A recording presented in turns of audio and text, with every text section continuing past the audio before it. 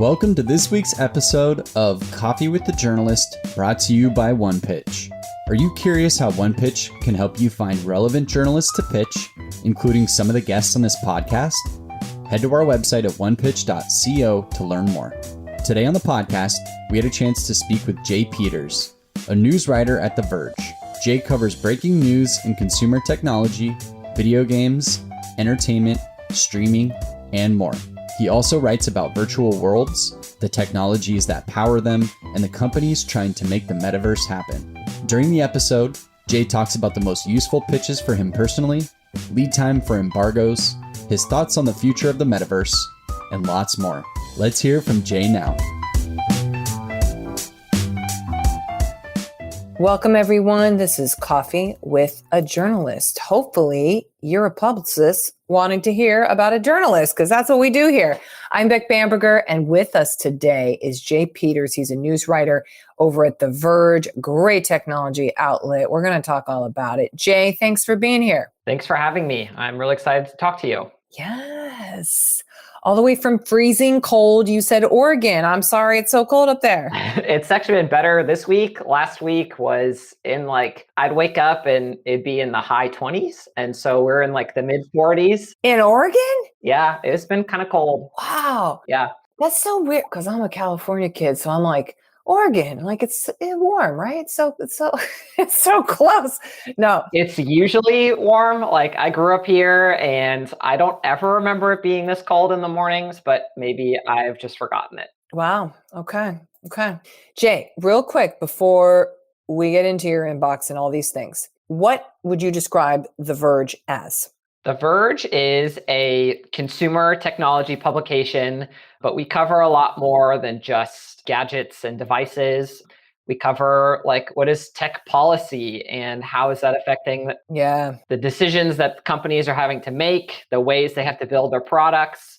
We cover science, we cover video games, we cover a lot of things that cover technology as well as what life may look like in the future. And I love to be a part of it. I think it's really fascinating to write about this stuff all day. Oh, I love when it's a journalist who's like, I love it. I'm here for it. Jay, how is your inbox? My inbox is constantly a nightmare, but I've gotten very good at keeping it to we'll say a manageable mess. I actually worked in public relations before coming to journalism. Saw that. Yes, you made the shift. I got really good at managing my inbox there. I do not quite inbox 0. It's usually inbox 5. But I found that to be a really good way for me to stay on top of things that come to my inbox every day and make sure I'm focusing on the things that I actually need to be focusing on during the day. Mm-hmm. Inbox 5, that's a new one. How'd you land on 5? It just seems not stressful because 5's okay, it's under 10. That's good. I like to make it 0 if I can, but usually I keep a few things in my inbox as this is a story I'm going to do an interview on in a day or two. And so that way I just keep the email right there for if I want to do some research or if I need to send an email to that person for whatever reason. Keeping just a couple emails floating in there. Yeah. That doesn't stress me out too much. It's when it gets past 20, then I start to panic a little bit. Yeah. Okay. Ooh, another disciplined inbox person. It's a very wide frame of mind on this show of the let it ride people and the down to 0 or at the 5. That's a new one, as we were saying. Okay. Jay, what is a pitch that stands out to you from either the subject line or even the content? In my day-to-day work, I'm covering a lot of breaking news at The Verge. And so my general responsibility is to be writing things pretty quickly and get a few stories on the site every single day. And so that means the emails that are most useful for me respect that urgency that I have to bring to my work every day. So one that happened a week or two ago, it just said YouTube TV exclusive. And that was a great one for me. And it was also sent to my colleague who eventually took the story. But it was a great one for me because I knew it was a company that we cared about at The Verge. Yeah. They said it was an exclusive for us from a company that we really care about. And it was just those 3 words. And so I knew exactly what it was right on the tin. I'm on a Mac and I just use Apple's standard mail program.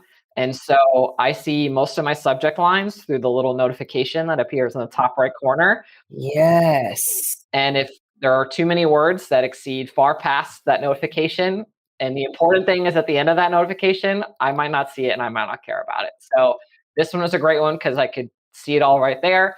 And I knew immediately that it's something that I need to be at least considering for The Verge, even though another colleague of mine ultimately ended up taking the story. Let's talk about that for a second. I was just looking at a tweet of someone saying, hey, don't be pitching 2, 3, 4, 5, God knows how many people at the same outlet, the same story. You all talk and everything.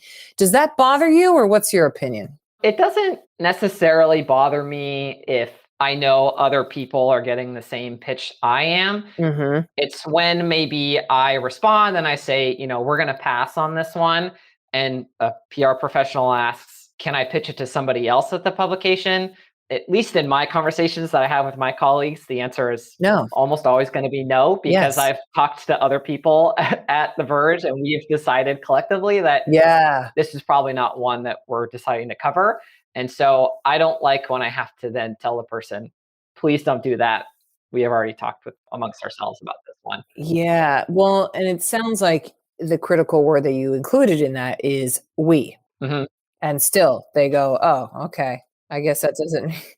I like almost every potential news story that I get, I'm vetting in our Slack newsroom, which a bunch of people are watching at any given time. So it's like we come to these decisions generally collectively. And so when I pass on something, I'm typically passing on it on behalf of the On behalf of the outlets. Exactly. Yeah. Exactly. Let's go back to that exclusive that you love so much. There seems to be discrepancy between what is an exclusive, what is not. So I'd love to hear your definition and what you feel about embargoes as well. Exclusive, in my mind, is if you are offering an exclusive to myself or The Verge, then we will be the first ones to have that information ahead of time. And nobody else is going to publish the story at the same time we're publishing the story. That's right. That's my interpretation of exclusive. And I don't think I've ever run into people who abuse that word, but that's how I would interpret it if somebody's offering me an exclusive. I would say in terms of embargoes, I'm very happy to get information under embargo. Again, my job is covering a really high volume of stuff. And so if I can see things in advance, that helps us as a newsroom decide if it's something we want to cover, be on top of it for when the news is out. And that way we're not chasing to write the news after the fact when there may already be a million other things that we're focusing on. So I'm always happy to consider embargoes. I'm not always going to write about embargoes, but it is very helpful to have information ahead of time when possible. Okay. How far ahead of time, if you could? Ideally, it's a few days out. We very commonly work with a day out, but that's not ideal. But there's also too long as well. If you give me 2 weeks to do an embargo, I'm probably not going to get to it until a day or two before the news actually is supposed to come out, just because there are other things I got to focus on in the near term. So I would say maybe 2 or 3 days is the magic number. But I also get that there are external circumstances that sometimes mean you have 3 hours until an embargo goes live, right? And so the most important thing is, if at all possible, give us time ahead of time to be able to see the news, and we'll do the best we can whenever that comes in. Mm-hmm. You talked a little bit about that subject line you liked that had the exclusive mention, which is great. And then you're also on Apple, so you're looking at the first couple of lines and seeing specifically what it's about. Today's interview will continue after this brief message brought to you by OnePitch. Are you curious to see the unique ways OnePitch helps PR professionals and marketers pitch journalists?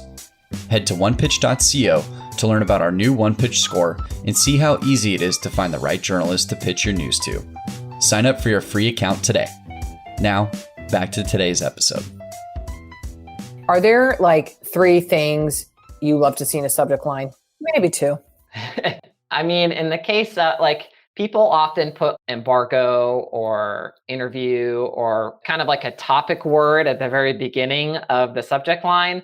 That often helps me right away to know what the pitch is going to be about. Yeah. I also appreciate knowing if it's about a company or a topic that I cover pretty regularly, because I'm going to click those things if they're about Apple or Google or Microsoft or something in gaming or virtual reality. Like, those are the kinds of things I'm going to click on probably a little bit sooner than other pitches that I'm not quite sure are going to fall within my beat and may not immediately jump out as something that I need to figure out if I'm going to be writing it or if somebody else is going to right away. That's a good distinction, I think, for so many is like, what's the timeliness? If you see an exclusive, it's like, I'm going to open that real quick. If it's embargo, maybe I punt that. Help me out in the subject line to understand where to put this for my very limited time that I have. So yeah. Yes, especially for breaking news people such as yourself. Got you. By the way, what do you love covering right now? Because you have a wide array. We know you love technology, but do you have something you're like, oh, I'm freaking loving? Anything Apple, Twitch, Echo. I mean, you got all types of stuff going on here. Something I'm really starting to dig into is kind of virtual reality. And I hate to use this word, but metaverse stuff. Yes, I know. I don't like the word itself because I feel like meta is kind of making it a thing. But what I think is more interesting is these virtual communities and social spaces where people hang out, they forge friendships, they play games together, there's all sorts of interesting virtual groups that kind of are starting to become more prominent now. And as companies like Meta, and there was reports that Apple's making their headset, like, it seems like there's going to be technology that continues to enable these virtual spaces. And so I'm interested in learning more about not only the hardware that powers them, but what are the social dynamics or just interesting places to explore and hang out within these totally virtual worlds. So that's something I'm really starting to dig into and really liking to learn about. Okay. And how are you feeling about these virtual worlds? Do you think this is going to really happen? I don't think it's going to happen at the scale that maybe Mass? Meta or perhaps Apple really want them to. I think you have to buy, in many cases, really expensive hardware. You have to cover your face with a VR headset. Yeah. You have to maybe buy an app or subscribe to an app. There's so many hurdles in many cases to being able to actually visit these virtual worlds, as opposed to, you can just open your phone and go to Instagram or Facebook and find a group that way. That is a much lower barrier to entry, and one that I think makes just more natural sense to a lot of people. So I think my guess is that these metaverse worlds will exist and continue to grow, but I don't think we're all going to be doing everything in our whole lives in virtual reality. That just does not seem like our future. We're not doing Ready Player One. Yeah, we're not. I don't think so. I hope not. Jeez, Jay. That doesn't sound very fun to me personally. Doesn't to me. I will say the same. Okay. Relationship building with you, Jay. If someone doesn't know you, is there any way for them to get to know you? Because do you have any preference in your opening of emails towards those you actually recognize? I'll generally look at the subject line and the first couple sentences of every email that I get. And so if you're pitching me on a topic that is within my wheelhouse based on other things that I've written or stuff that I tweet about or post about on The Verge, at least look at it. And if it's interesting to me, then I'll follow up with that person to maybe ask more questions, get some more detail about whatever the announcement or the potential tip is. I'm really open to learning more and talking with people, but it's only if it's on things that I think are really interesting or might be beneficial to my coverage at The Verge. I get people pitching me on a really wide array of stuff because I've written on a really wide array of stuff. Yes, kind of makes it hard, yeah. But there are a lot of people who pitch me who clearly have really followed and read my work and understand where my interests are. And I'll definitely talk to those people who are reaching out to me. Okay, this is good.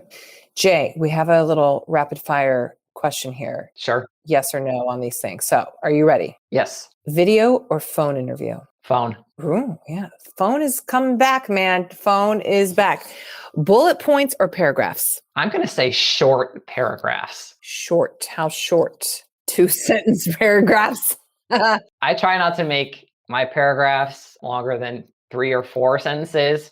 And I'm sure many people can find many examples of me breaking that own rule that I just said, but I try and keep pretty tight paragraphs in my own writing. And I guess that's what I like to read. Okay. Images attached or Dropbox zip file?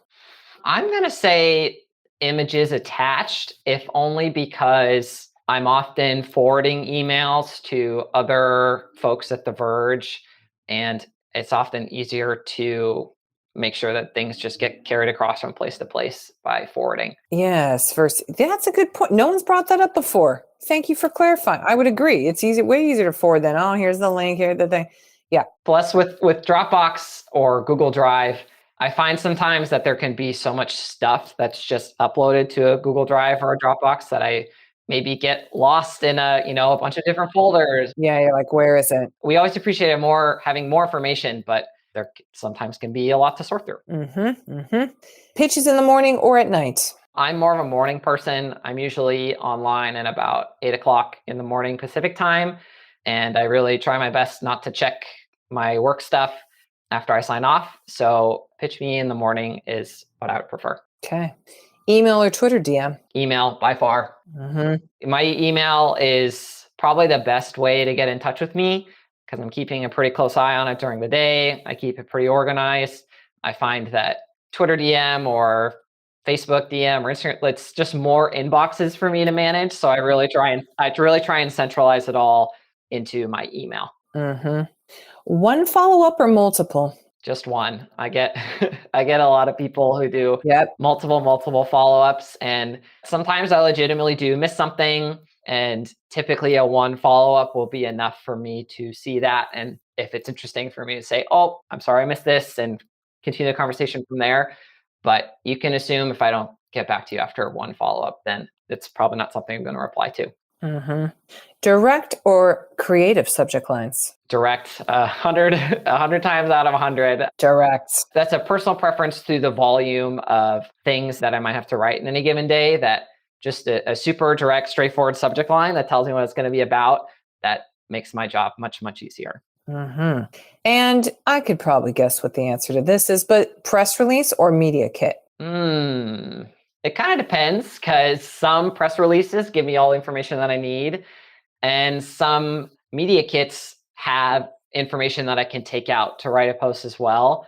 So I'll say both, ? It's on a case-by-case basis for that one. Okay, good to know. Do you, Jay, have anything you want to promote or plug? This is your time for us to hear about you, bragging about your work, etc. I appreciate when people read my stuff at The Verge. I'm really proud to be writing for The Verge, and I think we do great work. And so the place I'm going to promote is the place where I post the most stuff every day. Okay. So just read us at The Verge. We really appreciate it. Read us at The Verge, not a paywall. Hey. Yep. Plus. Good to know. I really have to say, the branding you all have, the colors and so forth, like the dark background. I love it. Yeah, we did a big redesign last year, and I really like it. I'm a big fan of the way the site looks. Yes, it is sharp. Jay, thank you so much for being here today. This was so fun. I hope we aren't ever in a metaverse situation where I have to look at you through goggles. And it's just great being here. Appreciate you. Yeah, thanks for having me. It was really fun to talk to you. Thanks for listening to this week's episode of Coffee with the Journalist featuring Jay Peters from The Verge. For more exclusive insights about the journalists on this podcast, subscribe to our weekly podcast newsletter at onepitch.co/podcast. We'll see you next week with even more insights about the journalists you want to learn more about. Until then, start great stories.